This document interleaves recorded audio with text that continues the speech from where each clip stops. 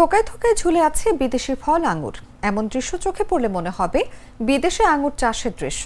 কিন্তু প্রথমবারের মতো দেশের মাটিতে বাণিজ্যিক চাষে সফল হয়েছেন চাঁদপুরের যুবক কামরুজ্জামান প্রধানিয়া। মাত্র 20 শতক জমিতে আঙ্গুর চাষ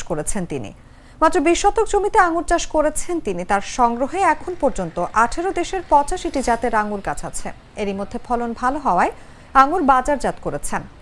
প্রতিদিন জেলা উপজেলা সহ দেশের বিভিন্ন প্রান্ত থেকে মানুষ এই বাগান দেখতে আসেন। কামরুজ্জামান বলেন, অক্টোবর নভেম্বর মাসে আঙ্গুর গাছ ছাঁটাই করলে মার্চ এপ্রিলে ফল পাওয়া যায়, আবার শীতের সময় ফলন আসে। বেকারত্ব দূর করতে এখান থেকে চারা নিয়ে অনেকেই চাষ শুরু করেছেন। অনলাইনের মাধ্যমে দেশের বিভিন্ন প্রান্ত থেকে আঙ্গুরের চারা সংগ্রহ করছেন। অনেকে সরাসরি দেখে নিয়ে যাচ্ছেন। কৃষি বিভাগ থেকে সহায়তা করলে আরো বড় পরিসরে আঙ্গুরের আবাদ করতে পারবো।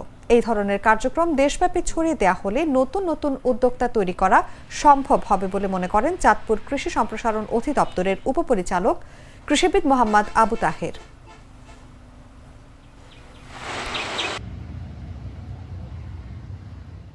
আমি সর্বপ্রথম 2019 সাল থেকে আমার এই কার্যক্রম শুরু। আমি ছাদ বাগানে প্রথমে বেশ কয়েকটা আঙ্গুরের জাত কালেক্ট করে আমি প্রথমে আঙ্গুর চাষটা শুরু করি, আঙ্গুর আপেল এগুলো নিয়ে। তবে ওগুলাতে আমি সফলতা না পেলেও আঙ্গুরে আমি প্রথম থেকেই ভালো সফলতা পাচ্ছিলাম।